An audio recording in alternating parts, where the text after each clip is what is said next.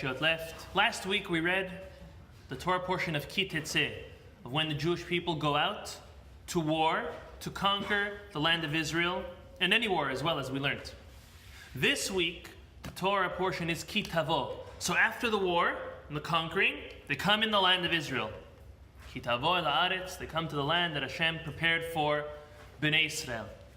Listen to one of the first verses in this week's Torah portion, and I quote, chapter 26, verse 9, Vayvienu el hamakom hazeh, and God brought us to this place, Vayiten lanu et haaretz hazot, and He gave us this land. And what type of land is it? The Torah says, Eretz zavat halav udvash. It's a land flowing with milk and honey. The milk is obviously from the abundance of animals which produce milk.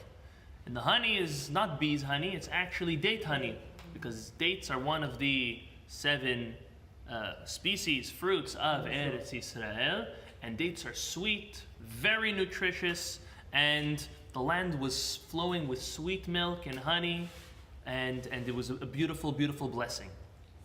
The Zera Shimshon quotes Rashi, who quotes the Midrash, and tells us, Vayvienu lamakom hazeh, God brought us to this place. You know what this place is?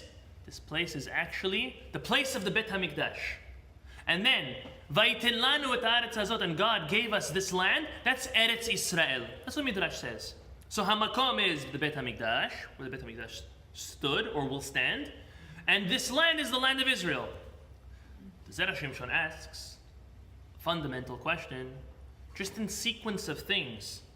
Where did Bnei Israel get to first? Did they come to the Beit HaMikdash first? Or the place of the Beit HaMikdash? Or did they enter the land of Israel in order to get to the Beit HaMikdash? Didn't they cross the border, get into Israel from east to west, go into Jerusalem, and then from Jerusalem to where the Beit HaMikdash will stand? So shouldn't the order have been opposite? It should have said, Vayiten lanu et haaretz hazot, and then Vayvienu lamakom hazeh. Why is the order swapped? The Zera Shimshon asks. He gives an answer that he saw elsewhere, and this answer is based on the commentary of the Targum Rabbeinu Yehonatan Ben Uziel. So, just so we understand, the Torah was given to us in Lashon HaKodesh in Hebrew. Moshe wrote it, inspired and divinely directed and instructed by God. And the Torah was translated into Aramaic, because Aramaic was the spoken language. And that's normally known to us as Targum Onkelos, the translation of Onkelos, a basic Chumash. If you open your basic Chumash, you have in big letters the Torah words, you have on the bottom Rashi, and you have on either one of the corners at the top, it says there Onkelos, or Targum Onkelos, which is the Aramaic translation of the verses.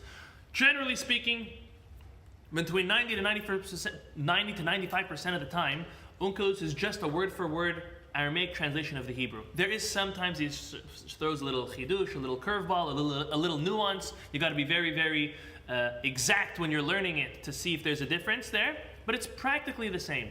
There was another translation written on the Torah, and that was by Rabbeinu Yehonatan Ben Uziel. And his translation is a little different. It's also Aramaic, but he does add a little more, some midrashim, some chidushim, some twists, a little more alive. It's longer, but it's more alive. So look what he says on a verse that we find in Parashat Yitro. We are in Exodus chapter 19, verse 4.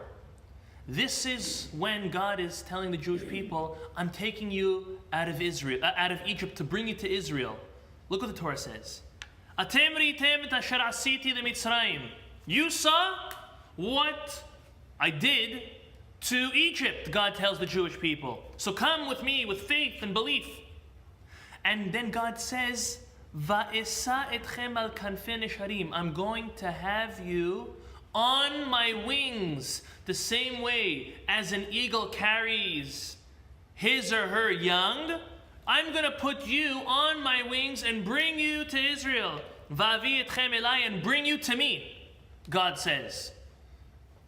So Targum Rabbeinu Yonatan ben Uziel says, from here we learn, the Midrash teaches us, that first year when Bnei Israel slaughtered the Korban Pesach, and they put the blood on the doorpost, and they roasted the meat and they ate it. You know where they did that? They did it in Jerusalem. They did it by the place of the Beit Hamikdash. After they put the blood on the doorpost, HaKadosh Baruch Hu said, take the animals, go all the way to Jerusalem. How'd they get there? They were literally teleported. By clouds, they were brought from Egypt directly to the place where the Beit HaMikdash was going to be. And over there they fulfilled the mitzvah of Korban Pesach, that very first year of the Exodus. Now, even though the next time they were there was only 40 years later, he says, based on that Hidush, it makes sense when the Pasuk says, Hashem, you brought us to this place, the place of the Beit HaMikdash, and then you gave us the land of Israel. Because before they were given the land of Israel, 40 years before they were given the land of Israel, they actually were brought to the place where they ate the Korban Pesach, the place of the Beit HaMikdash, and then 40 years later, they were given the land of Israel. That's the answer that Zera Shimshon quotes. But he gives his own answer. He gives an answer based on something the Zohar teaches us. The Zohar says that there are spiritual barriers which protect, like an iron dome, spiritual iron dome, which protect Eretz Israel from the surrounding countries. Now, this is in a very strong and spiritual sense. And this maintains the holiness, the peace, the success, prosperity in Eretz Israel.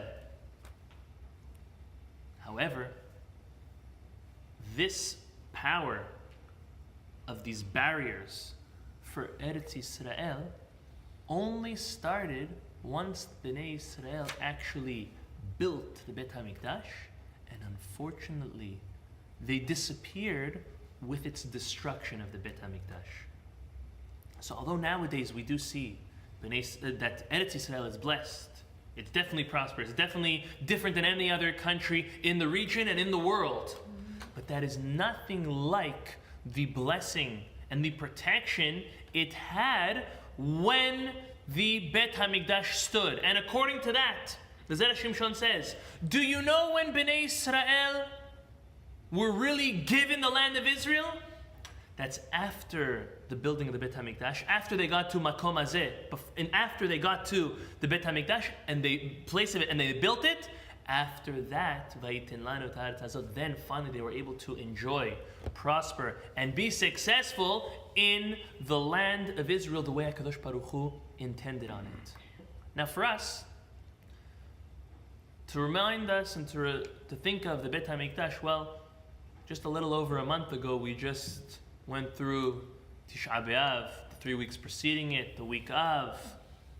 But it's never enough for us to think about and to understand what we are missing by not having a Beit HaMikdash. The Beit HaMikdash was so great, there were miracles which took place on a daily basis.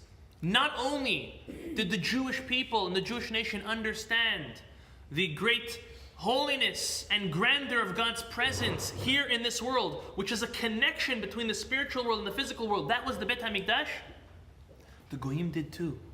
The Goyim used to come. The Goyim used to bring sacrifices and send gifts and donations because they understood its magnitude and its power. But for us, it's very hard. It's very hard to imagine not having something when you never had it.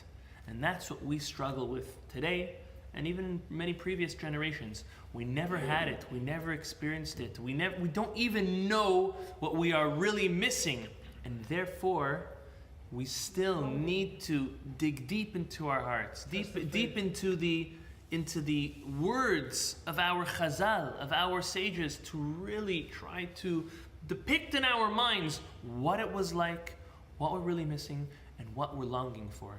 So B'ezrat Hashem, with the zechut of the mitzvot that we are able to fulfill in Eretz Yisrael, And as well as out of Eretz Yisrael, will Bezat Hashem bring the Mashiach very quick, bring the third Beit Hamikdash, and reinstitute that spiritual iron dome, which is our greatest protection, more than any other type of protection that we have. HaKadosh Baruch Hu himself is the one who provides it. Amen.